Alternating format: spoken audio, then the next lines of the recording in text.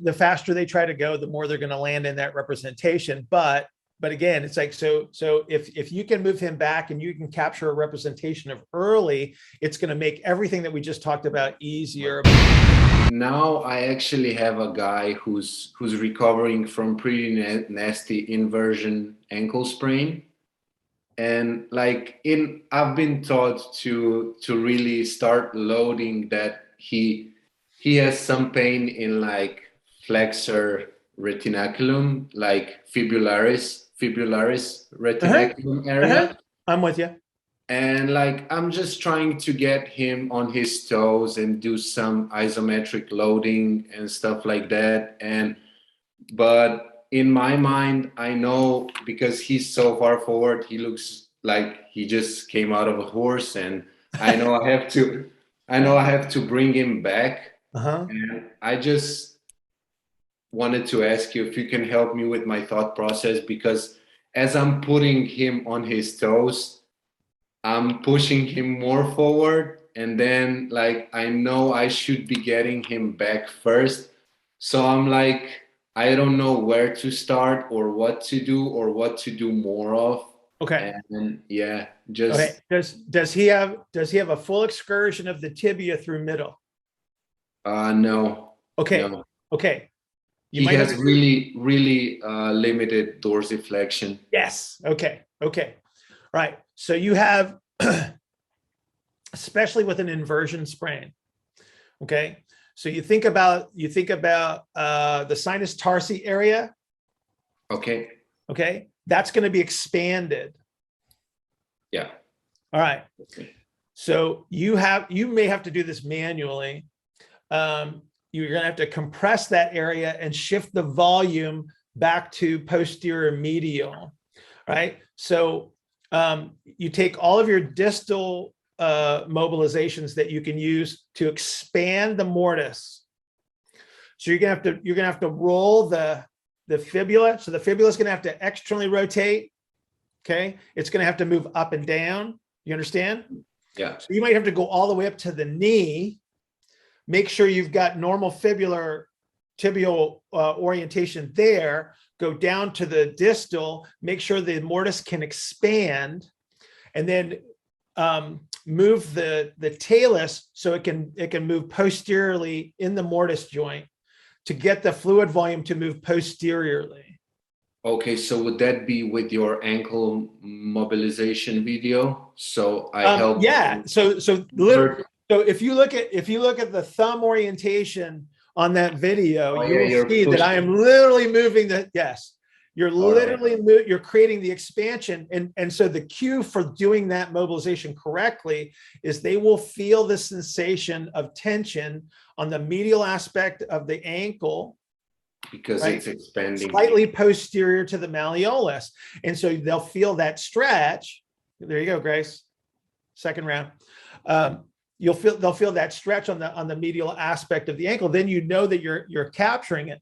Then train the tibia to go through the full excursion over the foot. So again, this goes back to Timus's question about, I think it's Timus, where we're talking about moving the tibia through middle while they hang on to their foot cues. So you get a middle representation of the foot, you get the translation of the tibia through internal rotation where they're going to produce the force, because chances are what he's doing is he's going around that. He's staying in a more of a supinated representation. So he's got an ER representation of the foot.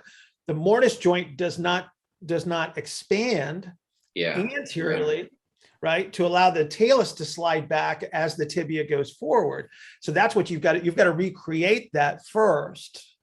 All right. And then I think you like I said, then you slowly bring him, tibia forward. Then you bring him up to more of a full weight bearing situation. And then it becomes more and more dynamic. Again, I would not take him into the late representation yet until you have this consistent representation of middle.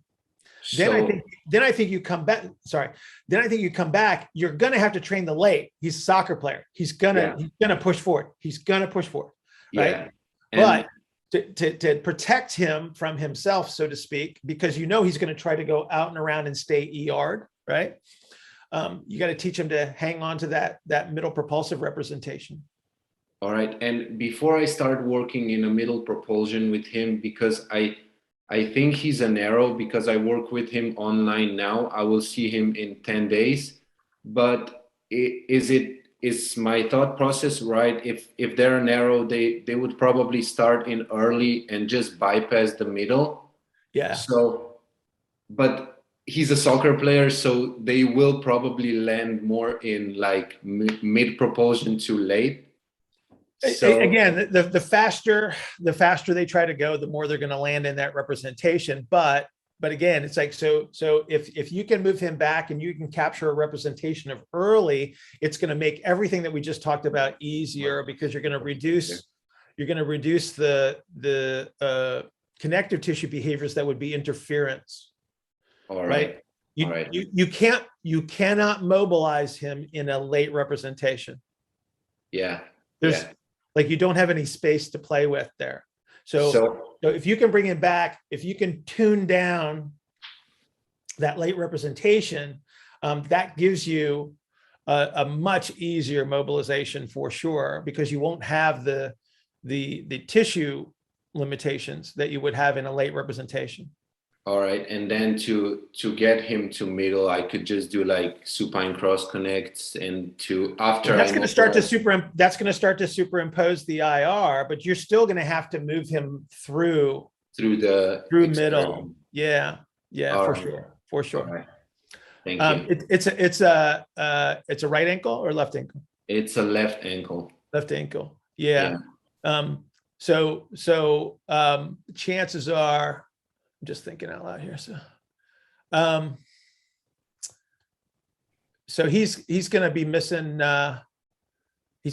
ERs on both sides, isn't he? Yeah. And even when they run, like when I see him on the pitch, their ankles are like it doesn't look nice when they run. I don't even know how they get that much of motion in the ankle, because their tibias are like out.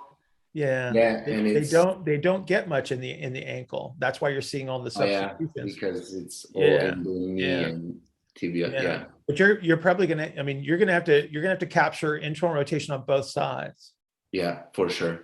For sure. That's why I was thinking about those cross connects on both sides. Like I said, I think you're gonna have to go both, but then you're gonna have to put them in if you can create the early representation, then you want to take him right into a middle representation. So if he's is he weight bearing? He's already like a month and a half. So okay. He's already running slowly, and but dorsiflexion is still so limited, and so I think the mobilization will be so helpful. I think so too. But even right now, I would start to work on capturing that medial foot. Yeah. But do it gradually. Like I said, move him back. So I think using the cross connect on the wall is probably going to be a really good idea to start to superimpose the IR, but then move him into some IR stuff. So, if you can get any representation of a middle where you can get him into like a split stance and start translating the tibia over the foot. Like a front foot elevated. Front foot elevated is going to take some weight off of the foot. Okay. Right? Yeah. So just until I see him next, I can start doing this to make my job easier when I see him. There you go. It's like anything that's going to make it easier for you to create the mobilization. If you even need to do it at that point, maybe you could be successful before you even see him again. Yeah. All right. Thanks, Bill. You're welcome, sir. Thank you. Going back to Ian's situation with the soccer player, when trying to restore middle propulsion, I guess we could use something such as like a cross connect. But then in order to restore maybe mid to late propulsion, an exercise such as like a front foot elevated split squat. My question is using something such as a band around the ankle with the duration of during the duration of that exercise, would that be something appropriate, an appropriate instrument to use, or would that be kind of like unnecessary in order to? And what I'm thinking is using band to create space, so to speak, at the ankle joint Okay. in order to restore internal rotation. Okay. All right. Are you strapping the band around the anterior aspect of the ankle and pulling posteriorly? Yes. Yeah. So are you familiar with like Mulligan? Not quite, but I've heard of it. Okay, let's take mobilization with movement. It's like so you put pressure in the right place to promote the compressive strategy that has to take place to create movement. So yes, so your thought strategy there is appropriate. So if do you work directly with these people? Yes. Okay, do you use your hands or no? No. Okay, so then the band's going to be your alternative then under those circumstances. So what I would do, because I get to lay hands on people, is I would put them in like either like a step up position or a half kneeling position.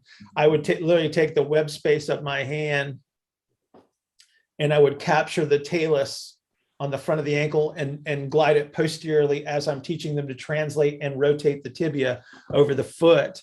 Your band, not quite as accurate as my hand, but still useful under that circumstance, right?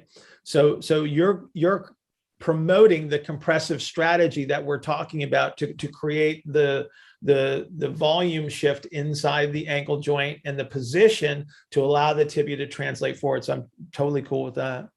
Thank you. Yeah, just always be careful with how you're applying that stuff. But yeah, and then that's something that they can do themselves too, which again, go back to Zach's question. It's like, we need time for some of these adaptations, right? And so again, that gives you the opportunity there. Thank you. Cool.